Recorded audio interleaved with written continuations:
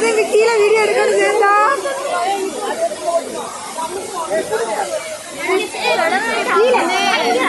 நிச்சயமே கீழே பாருங்க கீழே கீழே கவர் பண்ணுங்க ஓகே கீழே இங்க வர நிச்சயமே